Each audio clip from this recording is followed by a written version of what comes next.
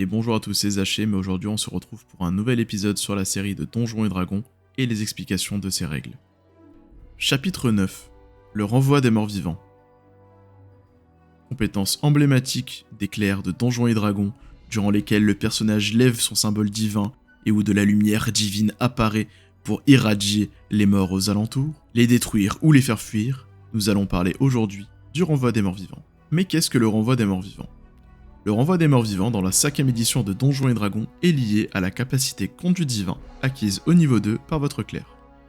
Il permet de canaliser l'énergie divine directement de votre divinité dans votre symbole sacré afin d'effectuer un effet magique. Mais quel que soit votre domaine divin, vous aurez quoi qu'il en soit le conduit divin de renvoi des morts vivants. Le renvoi des morts vivants s'exécute au prix d'une action simple et permet de renvoyer tout mort vivant qui peut vous voir ou vous entendre se trouvant à 9 mètres ou moins de vous. Ceux-ci devront effectuer un jet de sauvegarde de sagesse contre votre DD des sorts de sagesse. Si la créature rate son jet, elle sera renvoyée pendant 1 minute ou jusqu'à ce qu'elle subisse des dégâts. Une créature renvoyée ne peut s'approcher à plus de 9 mètres de vous et ne peut utiliser de réaction. Elle doit uniquement foncer pour s'échapper le plus possible de votre présence. Si elle n'a nulle part où elle est, elle pourra utiliser l'action esquiver. Mais ce n'est pas tout. Parce qu'à partir du niveau 5, vous aurez une évolution de ce renvoi des morts vivants appelée la destruction des morts vivants. Cela fonctionnera très simplement avec un tableau que nous allons découvrir. Au niveau 5, tout mort vivant avec un FP 1,5 ou moins sera détruit. Niveau 8, ce sera un FP 1 ou moins. Niveau 11, 2 ou moins. Niveau 14, 3 ou moins. Et niveau 17, 4 ou moins. FP signifiant facteur de puissance et est indiqué sur chaque feuille de monstre. Qu'est-ce que cela signifie ? Tout simplement, chaque mort-vivant affecté par votre renvoi des morts vivants qui ratera son jet de sauvegarde, s'il dispose d'un FP inférieur ou égal à celui indiqué par le tableau, sera détruit automatiquement, donc retiré du combat. Concrètement, cela indique qu'un clerc de niveau 5, lorsqu'il effectuera un renvoi de morts vivants, pourra détruire tous les zombies ou tous les squelettes présents à 9 mètres autour de lui. Plutôt pratique, vous ne trouvez pas ? Sachez que vous pouvez utiliser votre conduit divin une fois par repos court ou repos long, et 2 fois à partir du niveau 6 et 3 fois à partir du niveau 18. Mais alors, comment est-ce que cela fonctionnait dans les anciennes éditions de Donjons et Dragons ? Commençons par le nombre d'utilisations quotidiennes, qui n'était pas limité par votre niveau, mais bien égal à 3, plus votre modificateur de charisme. C'est donc votre modificateur de charisme qui pouvait déterminer le nombre de fois que vous pouvez l'utiliser quotidiennement, que vous soyez niveau 1 ou niveau 20. La portée elle aussi n'était pas tout à fait la même, vu qu'elle était de 18 mètres au maximum. Cependant, il était impossible de repousser des morts vivants qui disposaient d'un abri total. Enfin, la compétence n'était pas tout à fait la même et fonctionnait d'une manière différente. En effet, la première chose à faire lorsque vous vouliez effectuer un test de renvoi des morts vivants était de faire un jet de charisme, donc un des 20 plus votre modificateur de charisme. Cela permettait de retourner à une table qui s'appelle la table de renvoi des morts vivants que nous allons découvrir. Qu'indique cette table ? Elle permet de faire la corrélation entre votre résultat et le nombre de DV maximum des morts vivants affectés par votre renvoi. On va rentrer en détail là-dessus parce que c'est un peu plus compliqué. Contrairement à la 5ème édition où vous affectez l'ensemble des morts vivants qui devaient faire un G, dans les anciennes éditions de Donjons et Dragons, vous pouvez infecter uniquement certains types de morts vivants avec un certain nombre de DV. Les DV sont les dés de vie. C'est-à-dire que si par exemple vous étiez un clerc de niveau 1 et que vous avez fait un G entre 10 et 12, uniquement votre niveau de prêtre est pris en compte pour déterminer le nombre de DV, et donc vous ne pourrez renvoyer des morts vivants avec uniquement un dé de vie.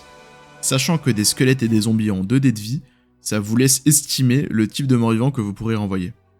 Mais ce n'est pas tout, parce qu'une fois qu'on a déterminé le type de mort vivant qui pourra être affecté à rapport à son nombre de dés de vie, il faut lancer un deuxième jet pour savoir l'efficacité du renvoi de mort vivant.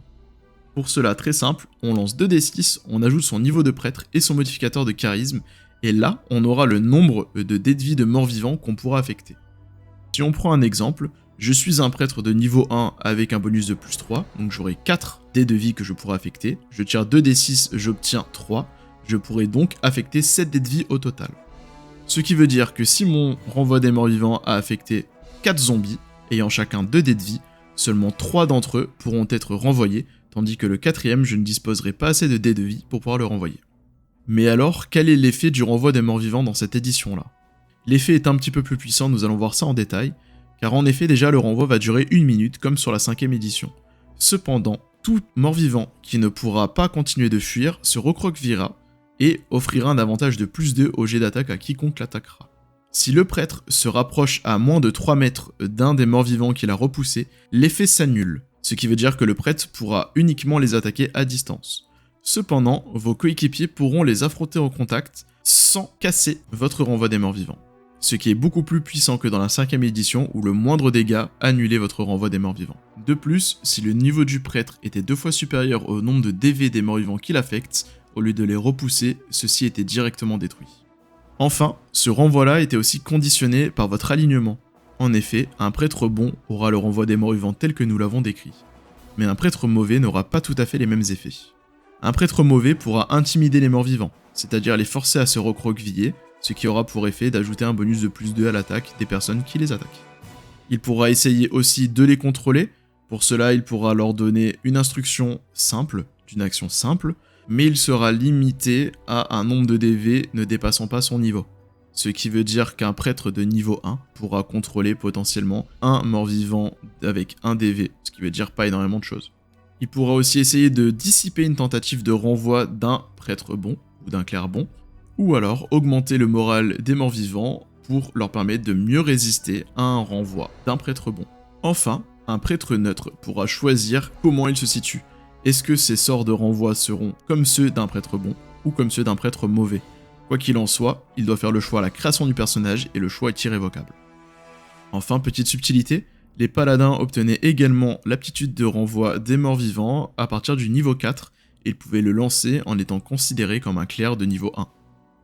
Cette subtilité a totalement disparu dans la 5ème édition, dans le sens où ce ne sont pas tous les paladins qui le reçoivent, mais uniquement les paladins avec certains types de serments. Par exemple, le serment de dévotion permet d'avoir un renvoi des impies en conduit divin, qui permettra de renvoyer les morts-vivants et les fielons, donc pas uniquement les morts-vivants. Il pourra également, en prenant le serment des anciens, avoir un conduit divin renvoi des infidèles, qui permettra donc de renvoyer les féeriques et les fielons, donc plus du tout les morts-vivants.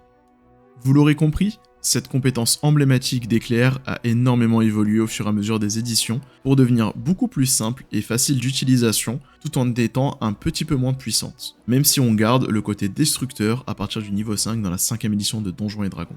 Elle pourra être un petit peu moins souvent utilisée par vos clercs, puisqu'ils pourront l'utiliser 1, 2 ou 3 fois en fonction de leur niveau par repos court ou repos long, mais elle permettra à vos clercs de simplifier énormément de combats contre des morts-vivants. Alors, abusez-en, surtout à partir du niveau 5 où vous pourrez détruire des salles entières de squelettes et de zombies. Et on le sait très bien, dans certaines aventures telles que la malédiction de Strahd ou la tombe de l'annihilation, les combats contre les morts-vivants sont très fréquents. Ce sera tout pour aujourd'hui, j'espère en tout cas que cet épisode vous aura plu.